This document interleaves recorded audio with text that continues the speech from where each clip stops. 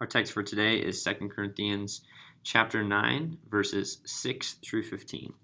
Paul writes to the church in Corinth. The point is this. So he's right in the middle, and in fact, right at the end of this argument that takes place in 2 Corinthians chapters 8 and 9. And he's really been talking about a collection of money. So spoiler alert, today's passage has a lot to do with money. Specifically, there is a collection being made for the Christians living in Jerusalem. You can read about this at the end of Acts chapter 11. In Acts 11, there's a prophet named Agabus who stands up and he talks about a famine. The Lord had revealed to him there would be a famine in Judea. And so the Jerusalem Christians are not only being persecuted, but they also are in poverty. So there's persecution and poverty for the church in Jerusalem. And Paul and Barnabas are the ones who are supposed to be taking the collection. And Paul has taken a collection from other churches. In fact, you can actually read in 1 Corinthians chapter 16, the first two verses. Paul has already given instructions for the collection to be made from the church in Corinth, and it hasn't happened yet. Not only that, in 2 Corinthians chapter 2, we read about another letter that Paul has written with his own tears. And so even though we call it 2 Corinthians, this actually could be more like 3 Corinthians or maybe even 4 Corinthians. We're not sure exactly, but this the point is this is not the first correspondence Paul has had with the church in Corinth. And he keeps asking them to send money, but they haven't yet. So Paul in chapters 8 and the beginning of chapter 9 has already given instructions for how to do the collection, why they're doing the collection, and here he culminates his arguments with really a theological understanding of why we give. So this is why this is important for us in churches today. I know money is a hot topic. Many people don't like hearing about money or talking about money in church, and yet it is a key part of our discipleship. As Jesus says, where your treasure is, there your heart will be also. So let's look at the argument that Paul makes here. He says, the point is this: whoever, that's all of us, sows, so think about planting, so that here we have, little seeds, think about planting seeds, sparingly, so that's just a little bit. So whoever sows sparingly will also reap. So reap is, talking about the harvest. So whoever sows sparingly will also reap sparingly, and whoever sows bountifully, again, sows, will also reap bountifully.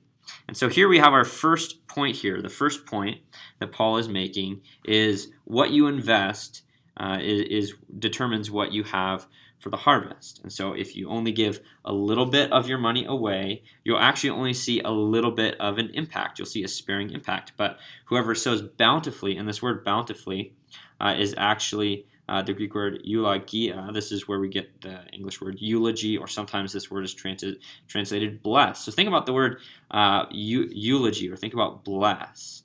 Whoever only blesses a little bit will only see a little bit of blessing to others. I mean, think about the implications of this. They go all the way back to Genesis chapter 12, where God calls Abraham to be a blessing. And God promises, I will bless you, and because of you, all the nations of the earth will be blessed. And that's exactly what Paul is drawing out of here. He's saying that, if you look at the money, the possessions that you have, and if you hold on tightly and you only use it sparingly, if you're not using it to bless others, then you're not really going to either continue to receive blessings, or you're not going to see those blessings be used in a greater way. He goes on, he says, each one must give. Okay, so that's not being sparingly, but that's using what they have to bless. Give as he has decided in his heart. And so he's talking about the manner in which we give. This should be something that is in our hearts. This should be something that comes from caring and empathy for others. And he says, not reluctantly and not under compulsion. So reluctantly, would be dragging your feet, right? It's like, okay, I'm going to give, but I'm just going to do it because I feel like it's something I should do. And under compulsion is not because you're being forced. So think about the Apostle Paul. This is at least the third, maybe even the fourth time he's written to the church in Corinth, and he's saying yet again, you need to give towards this relief fund for the Jerusalem Christians. He's not shaming them. He's not forcing them. He's not using his apostolic authority. He's actually trying to, and here's the key word, inspire. Instead of mandating, Paul is trying to inspire generosity from the church in Corinth. And it's really, when we really catch the vision behind what he's saying, it should be inspiring for us to give as well. He says, for God loves, right? Here's more heart language. We should give with our hearts because God loves a cheerful giver. This word cheerful is the Greek word hilaros. Hilaros sounds a lot like, our English word hilarious. That's because that's where we get our word hilarious. And the point isn't that we should necessarily be laughing when we give. The point is that giving should be something that puts a smile on your face. It should be something that when it truly comes from the heart and you see how much it is blessing, how much what God has blessed you is able to bless others, it should give us no choice but to be smiling. I think about, a mission trip that my brother went on to Africa, and he said that, the offering time when they collected the money every single week was a time where there was dancing and shouting and smiling, and, it was truly an act of worship.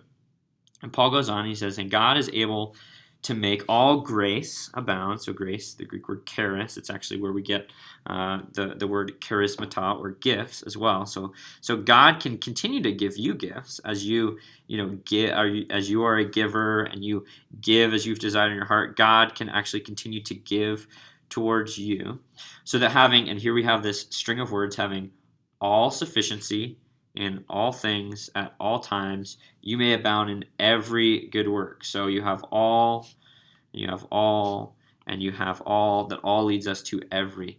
So the reason why God is, making us all sufficient and, provides us all things in all times is so that it's to the effect that you can say, so that you may abound or overflow with every good work.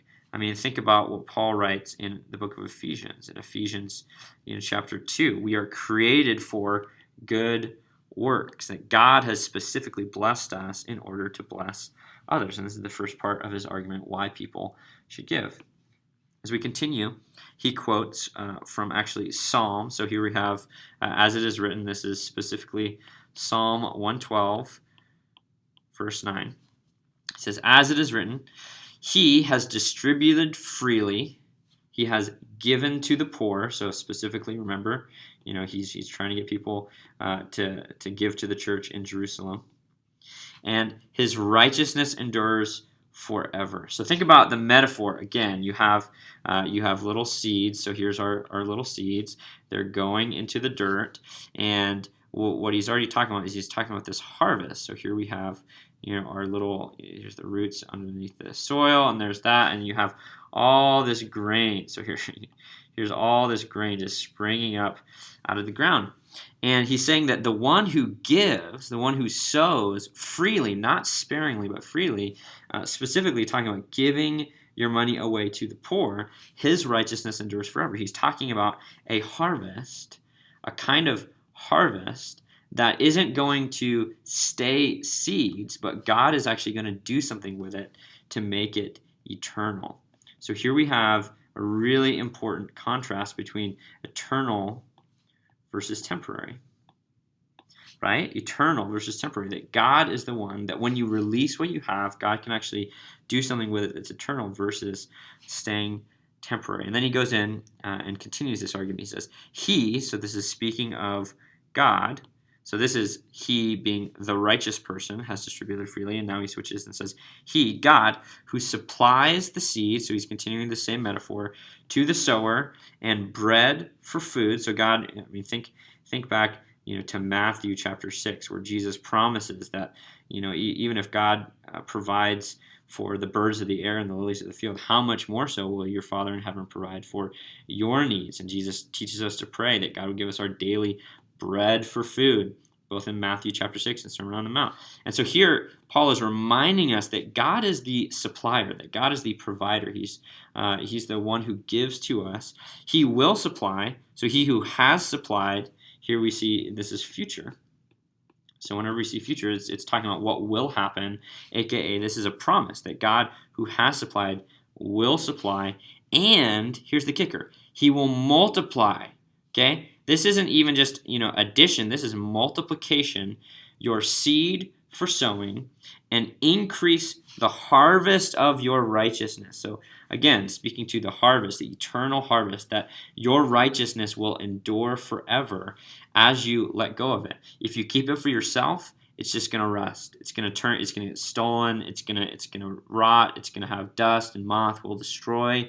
But if you let go of it and you invest what you have in others, God can actually create a harvest of righteousness that endures forever. And then he continues this same point. And he says, you will be enriched, or some translations say, you will be made rich in every way. That sounds good. Now, this is where some people stop it. They're like, God's going to make me rich in every way. But this is, I promise, this thought continues to be for the purpose of being generous in every way, through which us will produce thanksgiving to God. So here we have these two promises. One, that God will supply and multiply your seed, and God will make you rich or enrich you in every way. Well, why does God do this? This isn't a get-rich-quick scam. This isn't, you give $10 to the church, and then next week you're going to receive, $100 back. That's a good multiplication, right? What this is talking about is it's talking about when you give away, when you do exactly what God wants you to do with what you have, He will multiply what you have so that you can keep sowing. And He will enrich you. He will give you.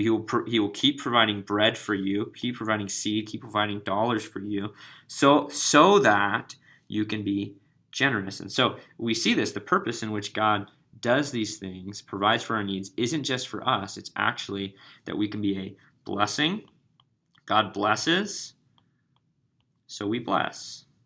That's why that's the theology that Paul is talking. God blesses, so we bless. Let's continue as he finishes this argument in the next few verses.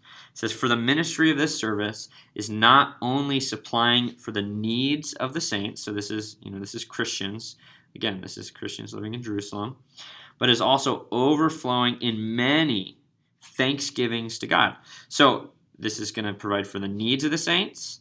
It's also going to overflow so that the saints are giving thanksgiving to God by their approval. Again, this is the people who are receiving the gift of this service. They will glorify God. So it provides for their needs. It's producing thanksgiving, and it's producing glory. And so you have this is compelling vision that when you see, this is the harvest of righteousness right here. It provides for their needs, it produces thanksgiving, and they're going to glorify God. So there's this is vision. This is what we would call vision. Paul is giving you the vision of what. Another way to say it is this is the why.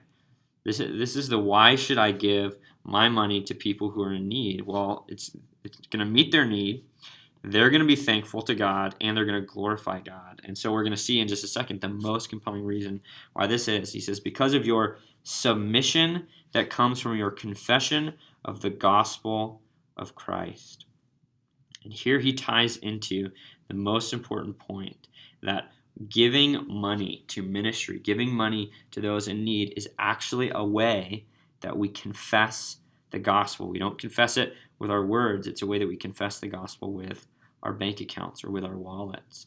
And he uses this word. This is a submission to the gospel. So this word submission is actually a really important word. It's only used 4 times in the Greek New Testament. It's the word hupatage. Hupatage. And this word is used, you can check it out.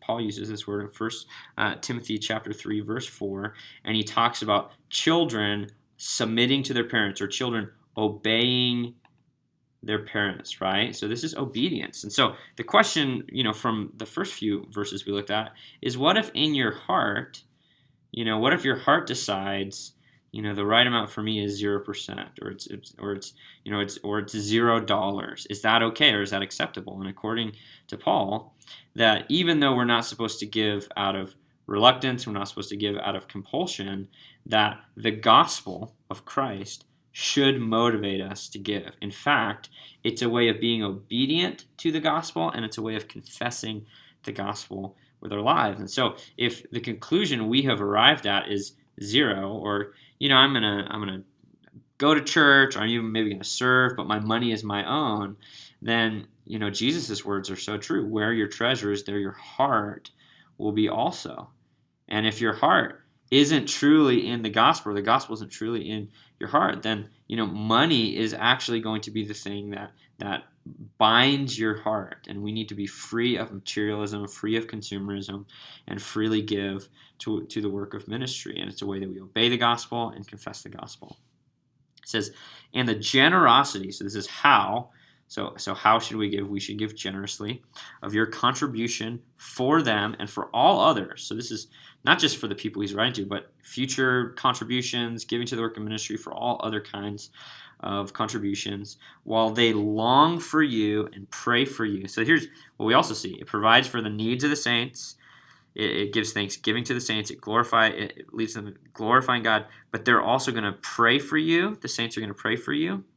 And they're going to long for you. And so what we see here is we see this connection. I think this is really a really awesome part of what the gospel does, is generosity connects people with one another. When you give a present to someone, your affection for them grows, their affection for you grows. It links you to them. And so even though the church in Corinth may not even know some of the Christians in Jerusalem, that it's actually going to be a connection point for them. And he says, because of their surpassing grace, again, he points us back to the gift of God upon you. And then he ends the whole section. He says, thanks be to God. Let's remember God. Good theology starts with God. For his, it says, inexpressible gift. So what is this gift? He's talking about giving. He's talking about giving money. He's talking about giving away our possessions. So what is this inexpressible gift? Well, the inexpressible gift, Paul has actually already talked about in 1 Corinthians chapter 8, verse 9. The inexpressible gift is the gift of Jesus. It's the gift of Christ on the cross. And in 2 Corinthians chapter 8, verse 9, Paul talks about how Christ, being rich, gave up all that he had and became poor for our sakes. I mean, think about Philippians chapter 2. He became obedient to the point of death, even death on a cross, so that we, being poor, we are in spiritual poverty, might become rich. We are now co-heirs. Think about the inexpressible gift. I mean, even financial terms, we are co-heirs with Christ. Think about that for a second, that we in our spiritual poverty, when we didn't deserve it, that God gave us. Think about John 3:16. John 3:16, for God so loved the world that he gave. That God gave his son for us. And so the way in which we should give is we should give generously to others because of the generosity God has shown to us.